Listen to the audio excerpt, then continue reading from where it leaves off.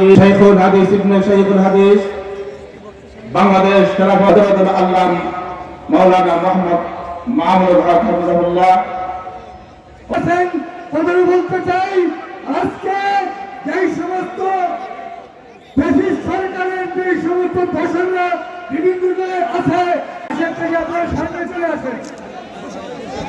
বাংলাদেশের ৭১-এর মুক্তিযুদ্ধের চেতনাকে ধ্বংস করা হয়েছিল, ৭১-এর মুক্তিযুদ্ধের চেতনাকে হাইজ্যাক করা হয়েছিল। ঠিক একই কায়দায় আজ আবার বাংলাদেশের ২০২৪ সালের এই মহান বিপ্লবকেও হাইজ্যাক করার পায়তারা চলছে। স্পষ্ট ভাষায় আমরা বলতে চাই, ১৯৭১-এ যে মুক্তিযুদ্ধ হয়েছিল সেই মুক্তিযুদ্ধ ছিল জালিমের বিরুদ্ধে মুসলিমের লড়াই। ৭১-এর মুক্তিযুদ্ধ ছিল বৈষম্যের বিরুদ্ধে লড়াই। ৭১-এর মুক্তিযুদ্ধ ছিল মানুষের মৌলিক নিরাপত্তা এবং মৌলিক অধিকার প্রতিষ্ঠার লড়াই। ৭১-এর মুক্তিযুদ্ধে ইসলামের সঙ্গে কোনো বিরোধ ছিল না। ৭১-এর মুক্তিযুদ্ধে এদেশ থেকে ইসলাম এবং ইসলামী রাজনীতিকে নিষিদ্ধ করবার কোন দুরভিসন্ধি এবং কোন অপবিত্র কার্যকলাপ ৭১-এর মুক্তিযুদ্ধের মধ্যে ছিল না। এমনকি ৭১-এর মুক্তিযুদ্ধ পূর্ববর্তী বাংলার রাজনীতিতে মুক্তিযুদ্ধ চলাকালীন ৯ মাস পর্যন্ত বাংলাদেশে কেউ কোনোদিন ধর্মনিরপেক্ষতার কথা বলেছে এ কথার প্রমাণ দেওয়া সম্ভব নয়। অথচ আমরা লক্ষ্য করলাম মুক্তিযুদ্ধের পর কয়েক মাসের ব্যবধানে বাংলাদেশে যে সংবিধান দেওয়া হলো সেই সংবিধান বাংলাদেশের মানুষের হাজার বছরের ইচ্ছা এবং অভিপ্রায়ের বিরুদ্ধে বিশ্বাসঘাতকতার সংবিধান। ৭২-এর সংবিধানের মাধ্যমে এদেশের মানুষের হাজার বছরের চিন্তা এবং চেতনাকে ভুলুণ্ঠিত করা হয়েছে। তাই আজ ২০২৪ সালের প্রয়োজন হয়েছে ৭১-এর মুক্তিযুদ্ধের পর ৭২-এর বিতর্কিত সংবিধান তৈরির কারণেই বাংলাদেশে হাসিনার ফ্যাসিবাদ তৈরি হয়েছে। ৭২-এর বিতর্কিত সংবিধানের কারণেই বাংলাদেশে দীর্ঘ ৫০ বছর যাবৎ ইসলাম এবং ইসলামপন্থীদেরকে দমন করবার ষড়যন্ত্র চালানো হয়েছে। তাই আজ আমরা ব্যক্তিগত ভাষায় বলতে চাই, আগস্ট বিপ্লবের পরে এই বাংলার মাটিতে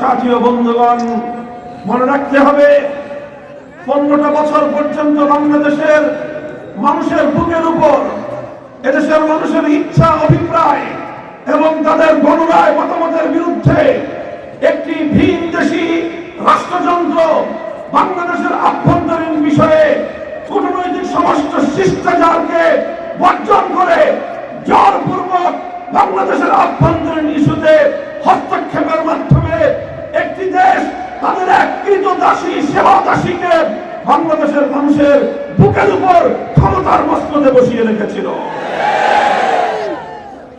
জাতীয় এবং আন্তর্জাতিক পর্যায়ে বাংলাদেশের মানুষের সকল ধরনের মৌলিক অধিকার খর্ব করবার জন্য আন্তর্জাতিক পর্যায়ে এবং বিশ্ব জনমতকে উপেক্ষা করে আন্তর্জাতিক সম্প্রদায় থেকে বাংলাদেশকে বিচ্ছিন্ন করে রাখা হয়েছিল। আর যখন ২০২৪ সালের আগস্ট মাসে যখন জুলাই এবং আগস্টে গোটা বাংলার সকল তরুণ আবার বৃদ্ধ তৌহিদি জনতা, সকল স্তরের ছাত্র জনতা, সকল শ্রেণী এবং পেশার মানুষ সেই ভিনদেশী দালালের, ভিনদেশী সেবাদাসী শেখ হাসিনা সরকারের বিরুদ্ধে যখন গণমানুষ ক্ষোভে ফুঁসে উঠেছে, শেষ মুহূর্ত পর্যন্ত সেই দেশটি তার এই কৃতদাসী সেবাদাসীকে বাংলাদেশের মানুষের বুকের উপর চাপিয়ে রাখার অব্যাহত প্রচেষ্টা চালিয়ে গিয়েছে। কিন্তু প্রমাণ হয়েছে কোন একটি জাতি যখন ঐক্যবদ্ধ হয়ে যায়, আধিপত্যবাদী শক্তি জোর করে তাদেরকে দাবায় রাখতে পারে না। ৭১-ও পারে নাই। ২০২৪ সালে এদেশের মানুষ যখন ঐক্যবদ্ধ ঐক্যবদ্ধ হয়েছে, ফ্যাসিবাদী ভিনদেশী শক্তি পরাভূত হয়েছে। আমাদেরকে মনে রাখতে হবে বাংলাদেশ আজ দুই ভাগে বিভক্ত। খুব ভালো করে মনে রাখতে হবে বাংলাদেশ আজ দুই ভাগে বিভক্ত। একটা ভাগ হলো যারা ভিনদেশী এজেন্ডা বাস্তবায়ন করবার জন্য, বিদেশি শক্তির আধিপত্য প্রতিষ্ঠার জন্য ভিনদেশী ক্রীড়াবাদ এবং দালাল হিসেবে বাংলাদেশের অভ্যন্তরে ভূমিকা পালন করে। আরেক ভাগ হলো দেশপ্রেমিক জনতা যারা বাংলাদেশকে স্বকীয় মর্যাদায় আত্মমর্যাদা নিয়ে নিজের পায়ে ভুগতান করে দাঁড়াবার জন্য বাংলাদেশের পক্ষে যারা ভূমিকা পালন করে।